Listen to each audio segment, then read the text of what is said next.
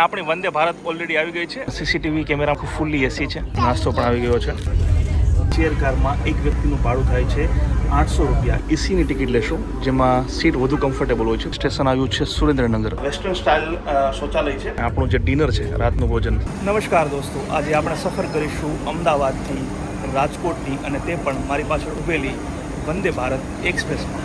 તો અત્યારે સાંજના 6 વાગ્યાનો સમય થયો છે અને આપણે આવી ગયા છીએ અમદાવાદના સેન્ટ્રલ રેલવે સ્ટેશન પર. પ્લેટફોર્મ નંબર છે 4, જ્યાં આપણી વંદે ભારત ઓલરેડી આવી ગઈ છે અને અહીંયાથી આ ટ્રેનને ઉપડવાનો સમય છે સાંજના 6:10. અને આજની આ સફરમાં મારો જે કોચ છે વંદે ભારતનો તે છે C6. તો ચાલો પહેલાં તો આપણે આપણા કોચમાં અને આપણી સીટ પર બેસી જઈએ. તો દરેક કોચમાં નાસ્તો વગેરે ગરમ કરવા માટેની આ વ્યવસ્થા હોય છે. આપણે આ બ્લુ લાઇટ જે છે બ્લુ બટન ઓન કરીશું અને આવી જશું આપણા કોચમાં. આ છે C6.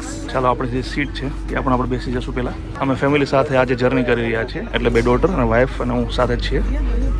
તો આજે અમદાવાદથી રાજકોટની સફર માટે મેં CC એટલે કે ચેર કારની જે ટિકિટ બુક કરાવી છે.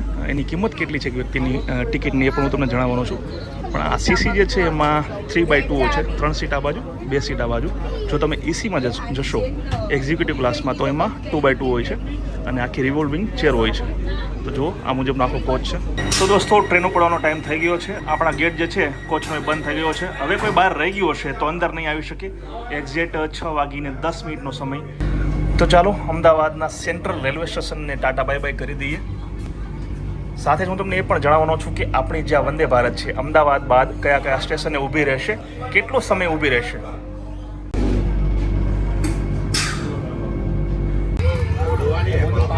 કેવો ડાન્સ કરતો બેટા?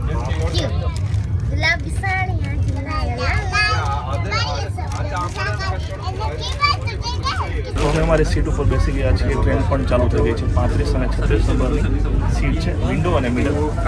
અને હવે જે સ્ટેશન આવશે પહેલું સ્ટેશન આપણી આ ટ્રેનનું તે હશે સાબરમતી જંકશન. જો તમે અમદાવાદના સાબરમતી જંકશનથી આ ટ્રેનમાં બોર્ડ કરવા માગો છો, એટલે કે બેસવા માગો છો, તો અહીંયા 2 મિનિટનો હોલ્ટ હોય છે. 6:15 કલાકે સાંજે ટ્રેન અહીંયા પહોંચે છે.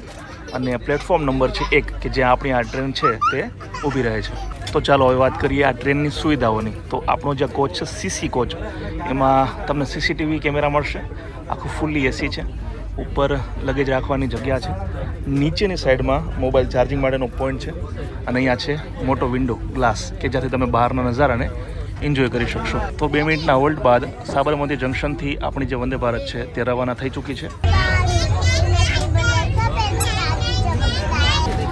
સામે તમને ઉપર એક સ્ક્રીન દેખાતી હશે પટ્ટીવાળી, જ્યાં નેક્સ્ટ સ્ટેશન જવાનું હોય ને એની માહિતી મળે અને ટ્રેન હાલમાં કેટલા કિલોમીટર પ્રતિ કલાક ચાલી રહી છે તે દેખાડવામાં આવે. અત્યારની જે હાલની સ્પીડ છે આ ટ્રેનની તે છે 109 કિલોમીટર પ્રતિ કલાક. તો દોસ્તો ટ્રેન શરૂ થયાના 45 મિનિટ બાદ નાસ્તો પણ આવી ગયો છે. આમાં હોય છે ચકરીનું પેકેટ, મસાલા ચાયનો પાવડર જે છે એ છે. સાથે કેટલાક સ્નેક્સ આપવામાં આવે છે અને એક પીનટ ચીક્કી. જો તમે ટિકિટ લેતી વખતે નાસ્તો ઇન્ક્લુડ કરાવ્યો હશે તો આવશે, બાકી તમે ટ્રેનમાં આવીને પણ લઈ શકો છો. તો વાતો કરતાં કરતાં સાણંદ સ્ટેશન પણ આવી ગયું છે અને અહીંયા પણ 2 મિનિટનો હોલ્ડ રહેવાનો છે. તો અહીંયા જો તમે સાણંદમાં રહેતા હોય, ઘણા બધા કંપનીઓમાં કામ કરતા લોકો અહીંયા રહે છે, તો સાણંદથી પણ તમે રાજકોટ કે જામનગર કે ઓખા સુધી જવા માટે આ ટ્રેનનો યુઝ કરી શકો છો. અહીંયાથી બેસી શકો છો.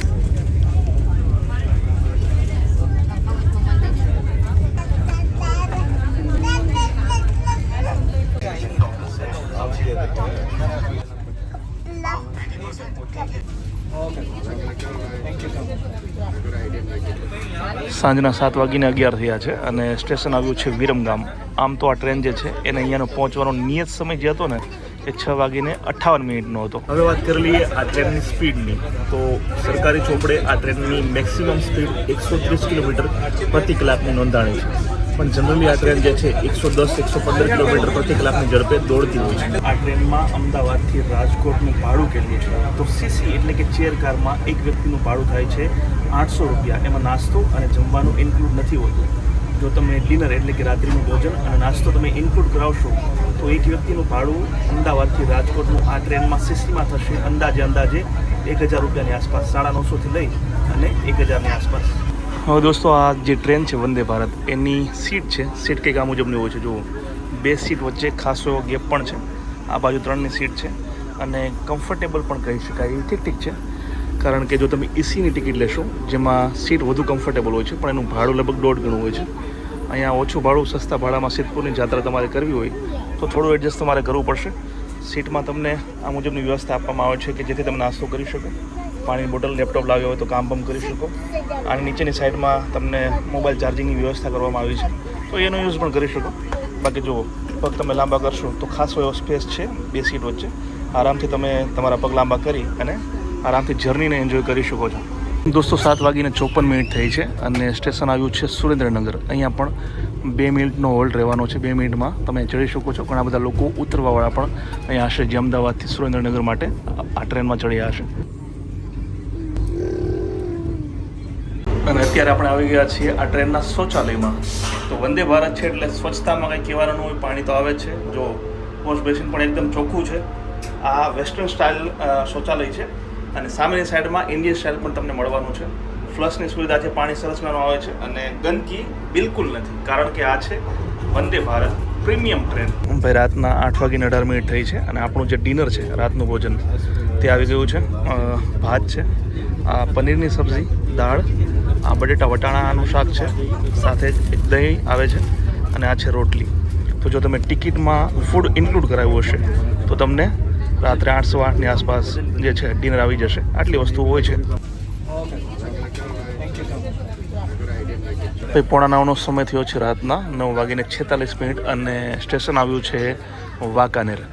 હવે આપણે જે ઉતરવાનું છે તે રાજકોટ નેક્સ્ટ સ્ટોપ છે અને અહીંયાથી 42 કિલોમીટરના અંતરે છે, જે આમે સ્ક્રીન ઉપર દેખાડે છે. એટલે લગભગ 9:15ની આસપાસ આપણે પહોંચી જશું. હવે આ જે ટ્રેન છે તે અમદાવાદથી ઓખા જાય છે. એટલે માની લો કે તમે આ ટ્રેનના માધ્યમથી અમદાવાદથી ઓખા, દ્વારકા કે પછી જામનગર જવા માગતા હશો તો પણ આ ટ્રેન જે છે તમને ત્યાં પહોંચાડી દેશે. ટાઈમિંગની જો વાત કરીએ તો લગભગ રાત્રે 9:15ની આસપાસ રાજકોટ આવે છે, ત્યારબાદ 10:30 કલાકે જામનગર, 12 વાગ્યાની આસપાસ દ્વારકા અને 12:40 આસપાસ